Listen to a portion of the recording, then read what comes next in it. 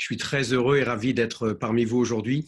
Effectivement, avec mon épouse, on a démarré il y a 9 ans à peu près ce projet.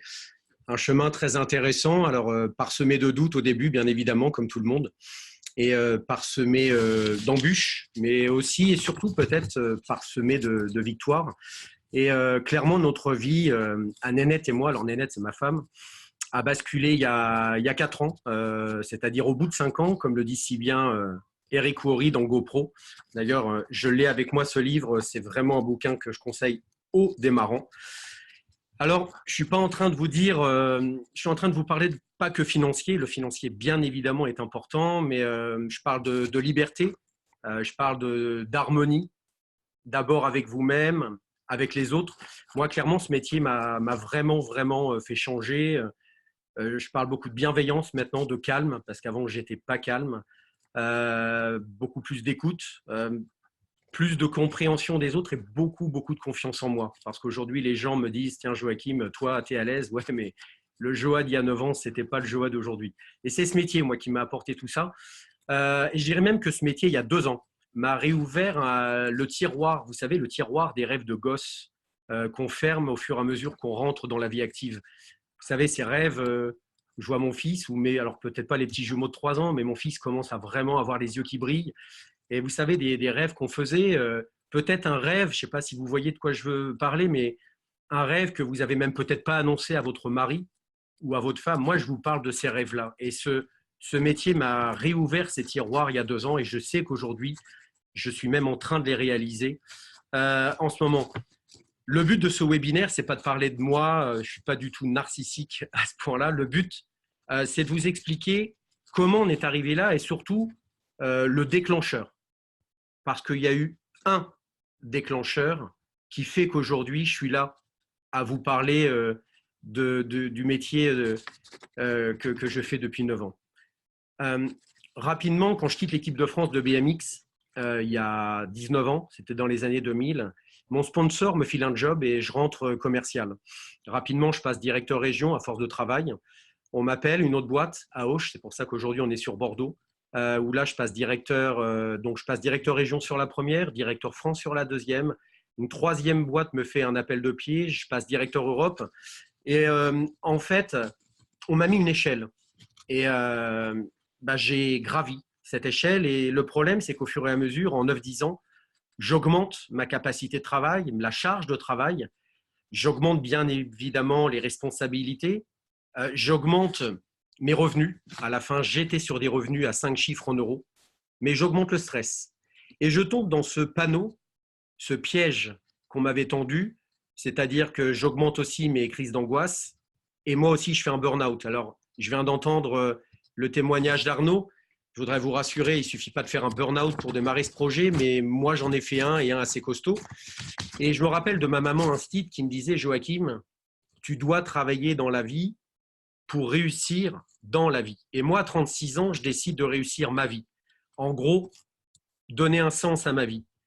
Je décide de quitter le vélo, je suis rentré à 9 ans, j'ai terminé à 36 ans, et de tourner une page. C'est difficile de tourner une page? Ouais, surtout quand vous ne savez faire que ça. Mais je vais vous dire une chose et j'aimerais vous regarder dans les yeux, parfois c'est nécessaire. Et là, c'était nécessaire. Il fallait que je tourne cette page. Ma mère ne comprend pas parce qu'à 36 ans, tout le monde me voulait. J'ai une très grosse société anglaise qui me fait de l'appel du pied quand je quitte ma dernière société, mais j'ai donné ma parole à mon ancien boss, qui est un pote d'ailleurs, que je vais démarrer pour ouvrir les États-Unis d'ici peu de temps. Et en fait, je fais une rencontre très peu de temps après avec Fanny, la cousine de ma femme qui perd 14 kilos, qui était belle, qui avait repris une belle peau et moi, j'avais pris surtout du poids. Et en fait, je teste avec Virginie, avec Nénette, la gamme. Et Fanny était amoureuse de cette gamme, mais elle m'en parle trop. Et moi, clairement, je vois Tupperware quand elle me parle de cette gamme sans arrêt. J'ai rien contre vous, mesdames, mais je ne me voyais pas faire des ateliers à vendre des boîtes sur des petites soirées. Vu ce que je gagnais avant, je me suis dit, il va me falloir au moins 300 clients. Je ne comprends pas le métier. Fanny comprend que je ne comprends pas et elle me présente quelqu'un avec qui j'ai absolument pas accroché. D'ailleurs, il n'est pas là aujourd'hui. Lui ne me parle que d'argent, me dit que c'est facile, me dit que je peux gagner beaucoup d'argent. Et là, je ne vois plus du tout Tupperware.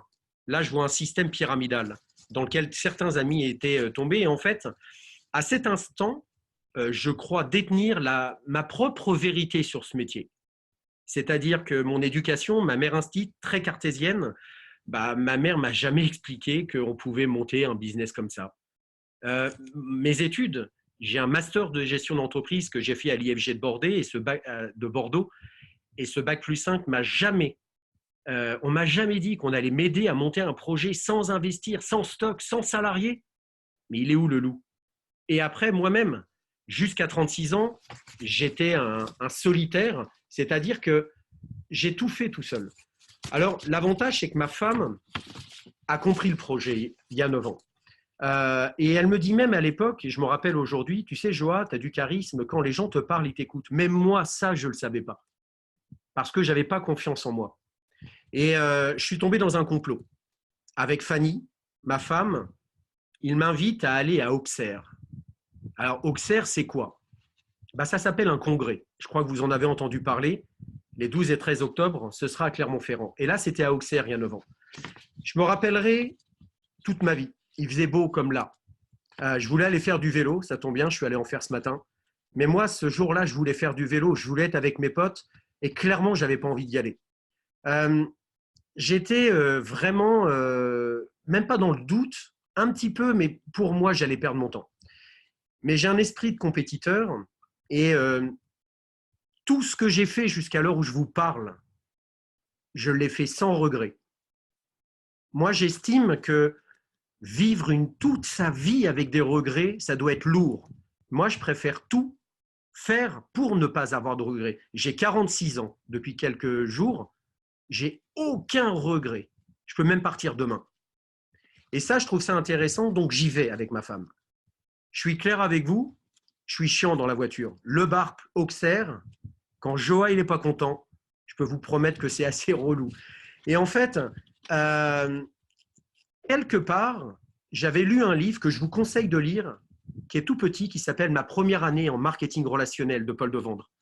Et j'avais lu un livre, et dans cette voiture, plein de doutes, plein d'amertume parce que je ne pouvais pas rouler, j'avais quand même au fond de moi quelque chose qui me disait « Et si c'était vrai ?»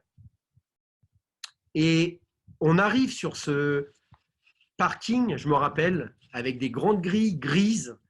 Je suis chiant à cette époque, je suis chiant à ce moment, et ma femme sait très bien me remettre en place et me dit « Joa, arrête, tu as 8 heures, tu prends une décision. » Et en fait, quelque part, je décide de laisser sur le parking tout cet état négatif.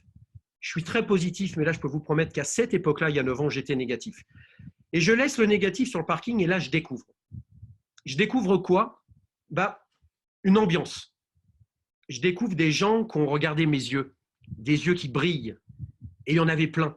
Je découvre des gens qui ont ce regard pétillant, qui sont positifs, et j'ai même dit à l'époque à ma femme, c'est bizarre, j'ai l'impression qu'ils ont trié les cons, parce que j'en voyais pas. Et je vois des leaders. Je vois des leaders comme Jean-Claude Martini, qui nous parle d'attitude, qui nous parle d'éthique. Je vois Guy Goujon, avec un discours hyper impactant. Je vois Michel Labazor, avec un discours vérité. Je vois Jean-Jacques Ossan, très, très facile sur la communication. Je vois Nicolas Fleury, qui m'apporte de la vision, qui me dit « mais lui, il est jeune ». Et en fait, je me disais « mais si je partageais ces valeurs ?» Bien évidemment que je ne me voyais pas à leur place, parce que je n'avais pas confiance en moi. Mais j'ai vu des gens qui m'ont vraiment impacté, et je rencontre le président de la Fédération française de la vente directe, le président de la Fédération européenne de la vente directe, qui me dit en anglais, je vous le fais en français, cette boîte ira très loin. Et en fait, je sors du congrès, je me retrouve sur ce parking, c'est bizarre, tous mes déchets mentaux négatifs n'étaient plus là, et je monte dans cette voiture, et il y en a qui le savent. Je me mets en face de cette grande grille grise, je regarde ma femme, je prends une clé, parce qu'à l'époque, on avait des clés dans nos voitures, je la mets dans le compteur, je tourne, je fais on, et je regarde ma femme, je lui dis « tu me connais dans la vie, je vais jusqu'au bout, tu vas en entendre parler toute ta vie ». Et moi, je démarre ce projet comme ça. Je vous souhaite vraiment d'avoir ce déclic et de prendre cet engagement à votre niveau, parce que chacun montera le business qu'il ou elle a envie. Après, bien évidemment qu'il y a du travail. Après, j'ai eu du mal à travailler en équipe, ce fameux binôme. Moi, jusqu'à 36 ans, je n'étais pas en binôme, j'étais seul.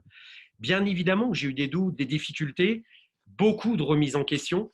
Euh, des gens qui m'ont aiguillé, je pense à Guy, je pense à Michel, et qui m'aiguillent encore. Et je voudrais vous dire une chose, je vous le dis, ça sort du cœur. Si je n'étais pas allé à ce congrès à Auxerre en 2009, je vais vous dire une chose, je serais passé à côté de ma vie, ma femme sera passée à côté de la sienne, et je vais même vous dire que Valentino, Cameron et Lisandro seraient peut-être passés à côté de la leur.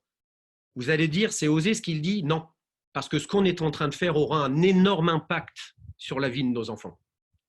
Et ce jour-là, pour moi, c'est le déclencheur. Effectivement, c'était il y a 9 ans. On a vu passer 8 congrès depuis. On a vu passer des économistes, on a vu passer des visionnaires. Je vous parle de Marc Alévi, je vous parle de Philippe Gabillet, je vous parle de Frédéric Salman, je vous parle de Joël Doronet, je vous parle de Olivier Badeau. Mais c'est quoi un congrès annuel? Un congrès annuel, avant tout, c'est un rendez-vous privilégié avec votre fournisseur, avec votre fabricant, qui vient juste de passer les 500 millions de repas vendus, avec 2 ans de, d'avantages concurrentiels sur des concurrents potentiels. C'est un rendez-vous avec votre comité scientifique. C'est un rendez-vous avec des intervenants extérieurs, avec des discours qui ont un regard sur le monde parce que l'économie est en train de bouger. C'est une rencontre avec vos leaders, des gens qui vont s'engager avec vous, mais avec d'autres leaders. On n'est pas dans un système pyramidal totalement hiérarchisé, inaccessible. Moi, je pourrais discuter avec vous. Bien évidemment que je ne passerai pas beaucoup de temps avec vous si vous n'êtes pas dans mes équipes. J'ai plus de 1000 personnes à voir là-bas. Mais on est accessible. Ça, c'est jouable aussi. Ce congrès va vous apporter forcément de la vision qu'il m'a apportée il y a 9 ans. Et là, vous allez voir, elle est bien plus intense et plus costaud que ce que j'ai eu il y a 9 ans. Ce congrès va vous apporter des convictions. C'est grâce à ces convictions que vous allez vous mettre en action derrière ce que disait tout à l'heure Véro. Et d'ailleurs, Véro ne change pas. C'est bien d'être, c'est vrai, ton discours, il sentait la vérité. Tu n'as rien à changer. Ce congrès va débrider nos schémas de croyance. Vous savez, ce truc qui vous dit Bac plus 2, c'est 2 000 par mois. Bac plus 3, c'est 3 000 par mois. Bac plus 4, c'est 4 000 par mois. Wow! C'est quoi cette connerie-là? Nous, on a des Bac moins 2 qui gagnent 10 000 € par mois. C'est ça que je suis en train de vous dire. Ce congrès augmentera de toute façon la taille de vos rêves. Sortir de cette zone de confort pour pousser justement ce qui nous étouffe au quotidien. Ce congrès va vous apporter des choses qui vous dira que de toute façon, c'est possible. Vous osez faire comme Christophe nous a dit tout à l'heure quand il a démarré ce webinaire. Ce congrès vous aidera à pousser les barrières qui vous empêchent d'avancer ou qui vous empêcheront d'avancer. Parce que c'est nous qui nous mettons nos propres barrières. Il cassera ce plafond de verre sur lequel on se cogne parce qu'on doit être dans la norme. D'où on doit être dans la norme? Est-ce qu'on est des moutons? Non. Et ce congrès vous apportera tout ça. Je vais vous dire une chose après le congrès, mais je parle à tout le monde. Je parle même aux tuteurs et je me parle même à moi-même. Après ce congrès, on fera des choses qu'on ne faisait pas avant. Mais ce congrès, c'est autre chose. C'est aussi la fête et ça, j'adore. C'est un repas de 4000 personnes servies à table. C'est une énorme discothèque géante puisqu'on va transformer le Zénith de Clermont-Ferrand en discothèque. Vous connaissez Frédéric Mercury? Queen? Désolé, il ne sera pas là. Par contre, on aura le groupe français officiel qui s'appelle The Bohemian Dust. Vous allez en entendre du Mercury. Moi, j'adore ce groupe. Je l'avais encore dans les oreilles tout à l'heure quand je faisais du vélo. C'est ça, un congrès. Mais je vais aller beaucoup plus loin que ça. Le congrès 2019, ce n'est pas le congrès 2018 où on nous a dit qu'on allait passer sur le digital alors que l'informatique ne pouvait pas cette année mettre en place ce qui a été annoncé. Et je ne jette la pierre à personne. J'ai eu Sylvain au téléphone hier. Vous allez voir qu'au niveau informatique, on va avoir une Rolls-Royce. Donc, ce congrès c'est l'année de la transition digitale où le B2U qui a été déposé en 2014 va vraiment, vraiment pouvoir s'exprimer. Ce congrès, c'est aussi l'arrivée d'une nouvelle gamme. Oui, on va aussi sortir du lyophilisé parce qu'il y a des gens qui ne veulent pas manger de la poudre, même si notre produit se cuisine. Vous allez avoir des choses que j'ai eu la chance de goûter, qu'on attend depuis longtemps et qui seront présentées et peut-être disponibles sur place. Ce que je veux vous faire comprendre, c'est qu'en 9 ans, il s'est passé beaucoup de choses. Le marché est en train d'exploser. Feed est en train de démocratiser le checker sur Paris, comme Decathlon avait fait à l'époque avec le BMX. C'est grâce à Decathlon que le BMX aux Jeux Olympiques. C'est grâce à Feed qu'on va exploser sur les prochaines années. Mais plus loin que ça, la mutation économique, elle accélère. Aujourd'hui, il y a énormément de gens qui en ont ras-le-bol de faire ce qu'ils font, qui sont limites parce que le mot burn-out, malheureusement, devient à la mode. Et ben, le congrès des 12 et 13 octobre prochains, vous allez voir Michael Aguilar, qui est un grand motivateur, un expert du commerce. Vous allez avoir Olivier Badeau qui revient, juste le doyen de l'ESCP Europe, l'un des plus grands spécialistes, l'un des plus grands spécialistes français de renommée internationale sur l'évolution du commerce digital, parce qu'il va parler du shop, parce qu'il va parler de My Good Concept, parce que ces outils-là vont être des outils de construction massive sur les prochains mois. Mais ça va être aussi Brandon Spaxman qui vient des États-Unis, qui bossait quand même pour une boîte qui fait 2 milliards de dollars, qui a quitté les États-Unis. Ça fait une semaine qu'il est en France. Oui, on va ouvrir l'international, la Chine, les États-Unis et d'autres pays. Oui, on va commencer à expliquer aux gens qu'on a 2 ans d'avance et qu'en termes de food tech, on est numéro 1 dans le monde. C'est aussi Aurélie, qui est professeure à Sciences Po. Je crois qu'elle a bossé ou qu'elle bosse encore ou conseillère à l'ONU, chez UNESCO, chez Europa Nova, qui va positionner vis-à-vis des politiques et vis-à-vis des médias ce qu'on fait. Si je vous parle Care for the Food Revolution, ça vous parle? Moi, ça me parle. Ça, le congrès, ça va être aussi un livre de recettes qu'on attend depuis je ne sais pas combien de temps, de 160 pages de Johanna Lepape, qui a juste été championne du monde en 2014 d'art sucré. Voilà, le congrès, ça va être tout ça. Mais j'ai oublié une chose importante. Venez découvrir un nouveau partenariat. Si je vous parle d'un partenariat qui va vous amener de la crédibilité sur la gamme, qui va vous amener de la crédibilité sur ce que vous faites, sur notre métier, qui va vous amener un moyen d'augmenter votre chiffre d'affaires et par conséquent de gagner plus d'argent. Oui, un nouveau partenariat, et non des moindres, a été signé et vous sera exposé là-bas. Par contre, vous allez me dire, ok Joachim, mais tout ça, ça a un coût? Oui, dans le traditionnel, ça a un coût. Vous savez qu'un congrès annuel ou la validation des acquis dans le traditionnel, ça coûte beaucoup d'argent. Ma femme avait 5 agences immobilières et avec son associé, ils l'ont obligée 3 fois à aller sur Paris quand elle était dans l'immobilier. Vous savez combien ça lui a coûté? 6 000 €. Vous savez ce que c'est ça? C'est de l'arnaque. Nous, ça coûte combien? 89 €. Attention, repas compris. Elle, dans ses 6 000, ce n'était pas compris. Vous avez entrée, plat, dessert, apéritif, vin blanc, vin rouge, café. Mais ce n'est pas tout. La formation. Vous avez aussi la fête. Vous n'avez rien à faire. Les hôtels sont déjà réservés. Oui, il faudra rajouter l'hôtel. Je suis d'accord avec vous. Il y a même des covoiturages. Il y a des bus qui vont là-bas. Tout est organisé. Vous avez juste à cliquer sur votre congrès. Même maintenant, m'écoutez plus. Ce que je vous dis, ça n'a aucune valeur par rapport à ce qui va se passer là-bas. Ce que je suis en train de vous dire, c'est que ça se passe là-bas. Il y en a qui vont me dire, ouais, mais Joachim, 2 fois 89 €, ça me coûte cher, on n'a pas les moyens. Eh, wow, il reste 1 mois. Faites 2 rendez-vous bien-être, vendez 4 programmes. 4 fois 62 €, si je compte bien, ça fait 248 €. Ça vous paye votre congrès. Et je réponds à ces gens-là, tu n'es pas capable de mettre 2 fois 89 €. Ça veut dire que tu es à 2 fois 89 € de ta faillite personnelle.